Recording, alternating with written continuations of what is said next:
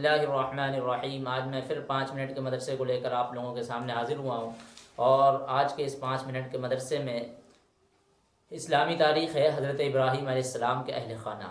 یعنی ابھی تک جو بات چیت چلی تھی وہ حضرت ابراہیم علیہ السلام کی زندگی کے بارے میں بات چلی تھی کہ حضرت ابراہیم علیہ السلام نے کس طرح جو ہے اس دین کی خاطر کیا نئی قربانیاں پیش کری ہیں، وہ سارے جتن برداشت کرے، وہ مصیبتیں برداشت کریں، وہ صعوبتیں جھیلیں، اور پھر اللہ تعالیٰ نے اس کے بعد خلیل اللہ کا لقب ان کو عطا کرا۔ تو پتہ چلا حضرت ابراہیم علیہ السلام کس ماحول میں پیدا ہوئے، کس گھرانے میں پیدا ہوئے، جہاں پر شرک و بت پرستی اتنی عام تھی کہ اب اس کو کیسے ختم کرا جا سکتا۔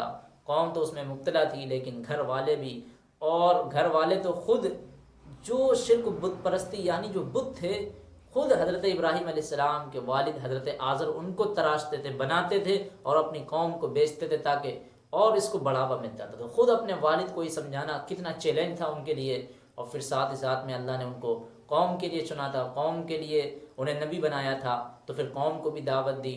تو قوم تو نہ قوم ہی نہ باپ ہی، تو والد نے ہی ساتھ دینے سے انکار کر دیا، کہا کہ اگر تم نے ہمارے اس طرح معبودوں کے بارے میں برا بھلا کہا تو یاد رکھو ہم تمہیں سنسار کر دیں گے، ہم اپنے گھر سے دربدر کر دیں گے۔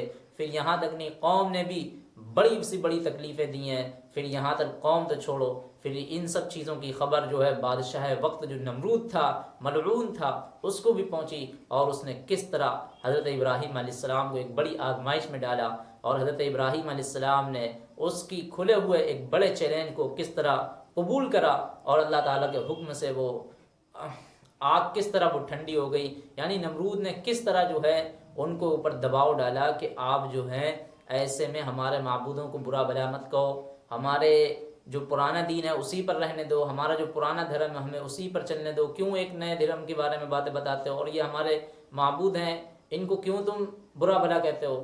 تو وہاں پر بھی بادشاہ کے پاس کھڑے ہو کر بھی حضرت ابراہیم علیہ السلام نے کس طرح جرت اور ہمت اور استقامت دکھائی کہ وہاں پر بھی توحید کی ایسی تقریر کری کہ بادشاہ کے پسینے چھوٹ گئے، اور اس کو مجبور ہونا پڑ گیا ایک بڑی سی آگ جلانے کے لیے، اور اس میں ایک آگ جلائی۔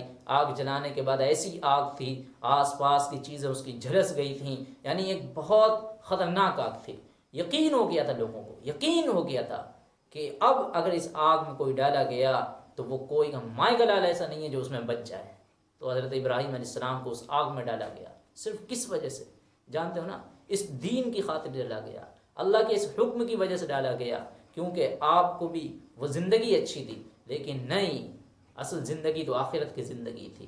تو سوچو حضرت ابراہیم علیہ السلام نے کس طرح اور کتنی قربانیاں پیش کریں، آگ میں بھی چلے گئے، آگ میں جانے کے بعد کس طرح جو ہے اللہ نے وہ آگ کو ٹھنڈا کر دیا، اور کہا قلنا یا نار کونی بردا وسلاما علی ابراہیم، اور وہ آگ حضرت ابراہیم علیہ السلام کے لیے گلے گلزار بن گئی۔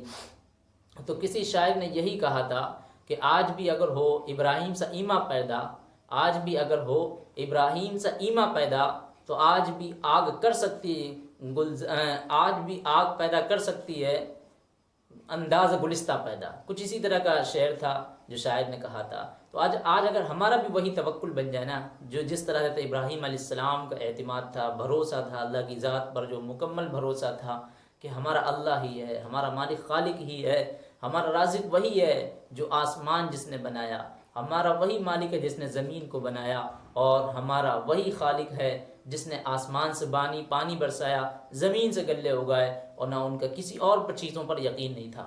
تو آج اگر ہمارا بھی اسی طرح کا یقین بن جائے گا تو انشاءاللہ آج بھی ہم وہی کام کر سکتے ہیں۔ تو حضرت ابراہیم علیہ السلام نے ان کے چیلنج کو قبول کرا، اور چیلنج کو قبول کرنے کے بعد اتنی بڑی سزا ملی کہ حضرت ابراہیم علیہ السلام آگ میں ڈال دیے گئے، اور کس طرح جو ہے وہاں پر اللہ نے آگ کو ٹھنڈی کر دیا، اور اتنا بڑا جو معجزہ ہوا۔ حضرت ابراہیم علیہ السلام وہاں پر کتنے دن رہے اس آگ میں، پھر اس کے بعد صحیح سلامت بچے رہے۔ تو یہ معجزہ بھی کوئی چھوٹا موٹا معجزہ نہیں تھا، بہت بڑا معجزہ ہوا، لیکن ان لوگوں کی یعنی آنکھیں ہی نہیں بند تھیں، بلکہ ان کی دل کی آنکھیں بند تھیں، آنکھیں ان کی کھلے ہوئے تھے، ان کا دماغ تو تھا لیکن ان کا دماغ نہیں تھا، بلکہ ان کی عقل بند تھی۔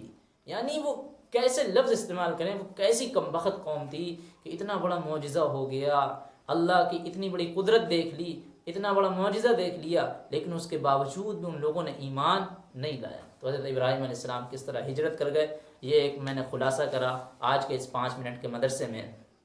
لیکن اب ہماری جو حضرت ابراہیم علیہ السلام کے اہل خانہ، اللہ تعالیٰ نے حضرت ابراہیم علیہ السلام کے اہل و عیال میں خوب برکتیں رحمتیں نازل فرمائی تھیں۔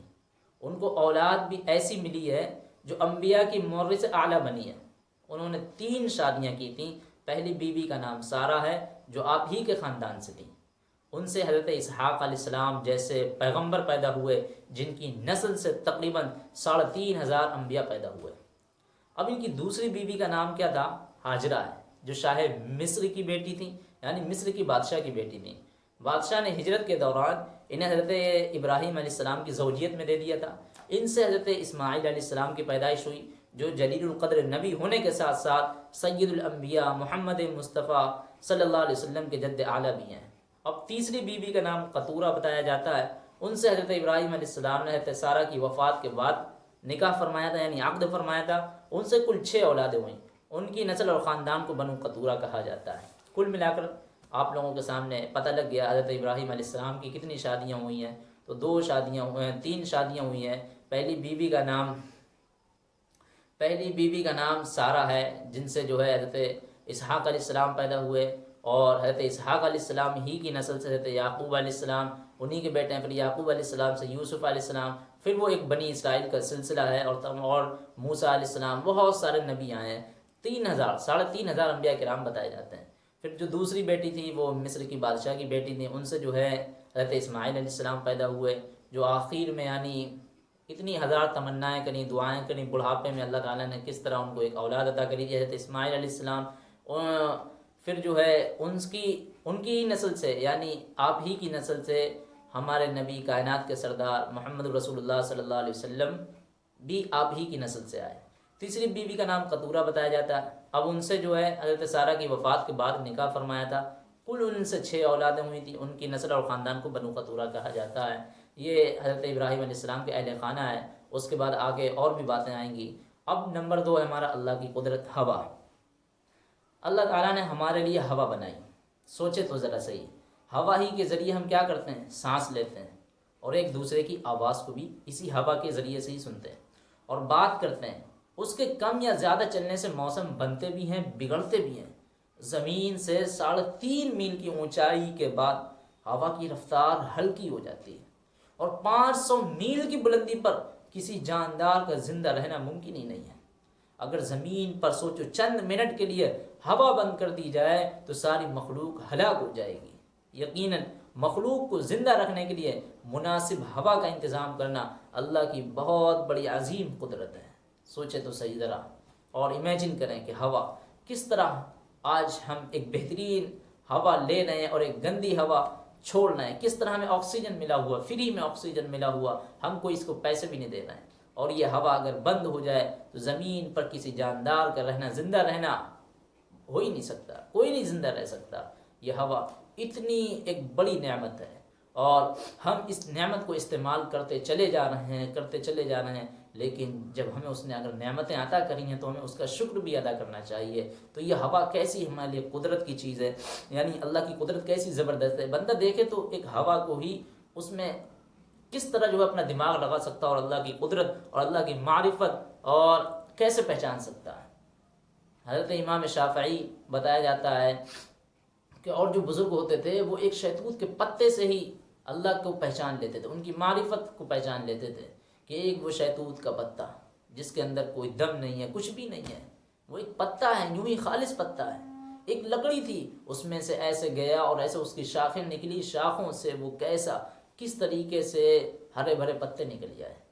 کیا تھا؟ زمین کے اندر ایک بیج تھا، کچھ نہیں تھا۔ زمین کے اندر کوئی چیز اگر ہم رکھتے ہیں، لوہا یا پلاسٹک، تو وہ گل سڑ جاتی ہے، لیکن ایک بیج تھا، ہم نے زمین سے اس کو ہموار کر دیا تھا۔ لیکن اس کے بعد ایسی کون سی ذات تھی جس نے اس زمین کو پھاڑا اور وہ قلعہ نما ایک پیڑ نکالا، پھر اس کے بعد اس کا پھول نکلا، پھر وہ پیڑ بڑا ہوا اور اس کی شاخیں نکلی، شاخوں سے وہ پتے نکلی، ٹہنیاں نکلی، اس پتوں سے جانوروں نے چارہ کھایا۔ اب ایسا تو نہیں ہے کہ ان پتوں میں کوئی ایسی سائنٹیفکلی چیز ہے کہ ادھر ہم کھا رہے ہیں تو ادھر کچھ اور چیز پیدا ہو رہی ہے۔ ادھر جانوروں نے وہ شہتوت کا پتا کھایا تو کیا نکلا؟ ان کے تھنوں سے دودھ نکلا، ان کے جہاں سے گندگی نکلی ہے وہ اسی پتے سے مینگنی بھی نکلنا شروع ہو گئیں۔ اب یہ غور کرنے کی بات ہے نا کہ اس پتے کے اندر کہاں سے اتنی طاقت آ گئی ہے کہ اسی پتے کو وہ کیڑے بھی کھا رہے ہیں تو ریشم نکال رہے ہیں، بکریاں کھا رہی ہیں تو مینگنیاں بھی نکال رہی ہیں، اور سفید چکنا تازہ دودھ بھی نکال رہے ہیں۔ تو یہ کیا ہے؟ اللہ کی بڑی زبردست قدرت ہے۔ انسان کو غور کرنے کی زبردست طریقہ وہ ہونا چاہیے کہ اللہ نے ایک ایک چیزوں پر کس طرح اپنی قدرت فرما رکھی ہے، کس طرح اپنی قدرت کا اظہار فرمایا۔ بندہ ذرا سوچے تو صحیح اور سمجھے تو صحیح۔ تو نمبر 3 ہے ایک فرض کے بارے میں، عشاء کی نماز کی اہمیت۔ رسول اللہ صلی اللہ علیہ وسلم نے فرمایا جس شخص نے عشاء کی نماز جماعت کے ساتھ پڑھی گویا اس نے آدھی رات عبادت کی، اور جس نے فجر کی نماز جماعت سے پڑھ لی گویا اس نے ساری رات عبادت کی۔ یعنی اگر عشاء کی نماز جماعت کے ساتھ پڑھی تو آدھی رات عبادت ہے، اور جب فجر کی بھی نماز پڑھ لی جماعت کے ساتھ تو پھر جو ہے ساری رات کی عبادت ہے۔ تو نمبر 4 ہے ایک سنت کے بارے میں، مہمان کے ساتھ تھوڑی دور ساتھ چلنا۔ حضرت ابن عباس رضی اللہ عنہ بیان کرتے ہیں کہ رسول اللہ صلی اللہ علیہ وسلم نے جب ان کو رخصت کیا تو جنت البقیع قرغد تک ساتھ تشریف لائے اور فرمایا جاؤ اللہ کے نام سے، اللہ ان کی مدد فرمائے۔ یعنی مہمان کے ساتھ چند قدم تک ان کو چھوڑ کر آنا، یہ نبی صلی اللہ علیہ وسلم